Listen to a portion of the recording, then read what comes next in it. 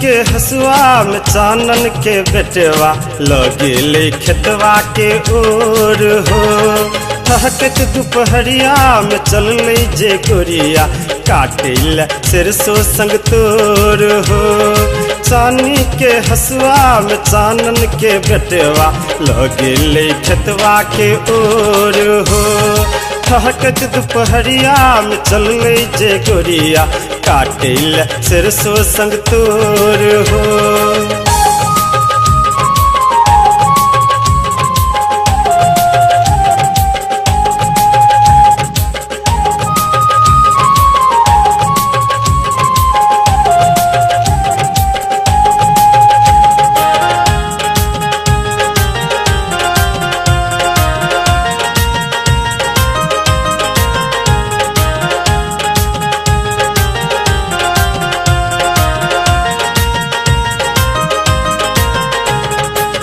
गोरे गर्दन में हंसली शोभै छै, पैरक पैजनिया की रुनझुन बजै छै।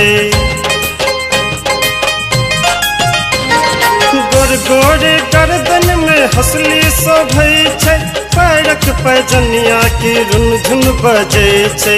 बस के रे पथिया से झपलक सूरजवा के, बस के रे पथिया से झपलक सूरजवा के ले छै कमरिया हिलोर हो। बस के रे पथिया से झपलक सूरजवा के, बस के रे पथिया से झपलक सूरजवा के ले छै कमरिया हिलोर हो। चानी के हसुआ में चानन के बेटवा लगे खेतवा के ओर हो।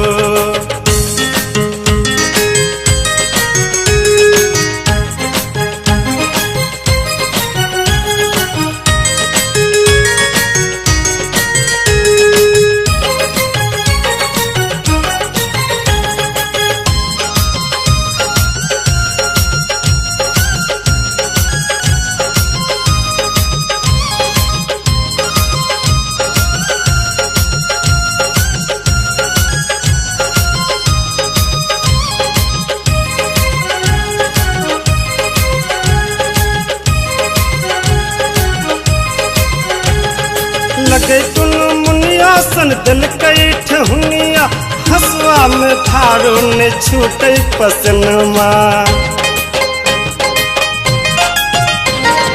लगे तुन मुनिया सन दिल कई ठहुनिया, हसुआ में थारो ने छूटे पसनमा।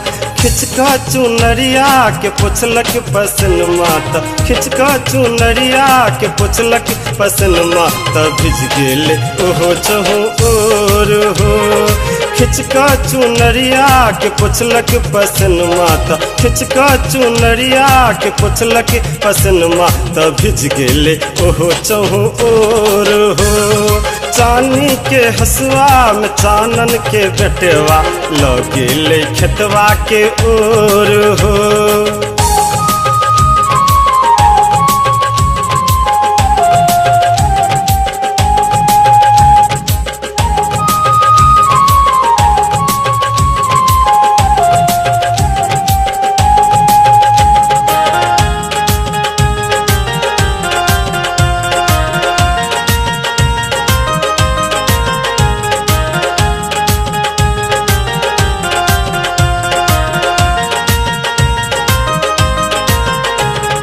मुखबा से साटल छै सरसों के फुलबा, लटवा छिड़ियाबै छै बहि बहि कपूरबा।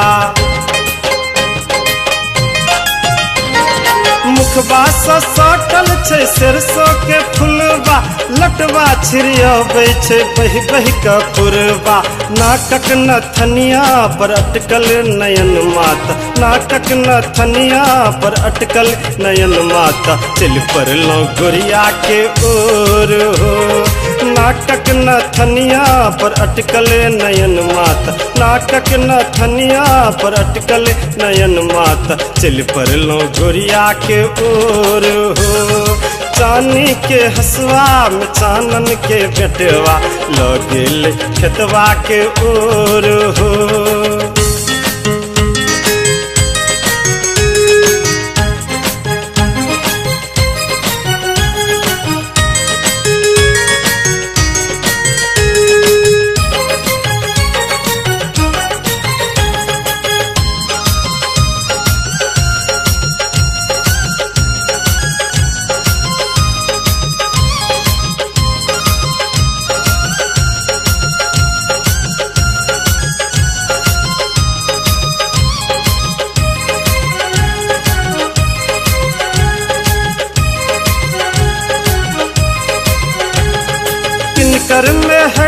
छी गोरकी से नुरिया कोना सजेने छे एहन बहुरिया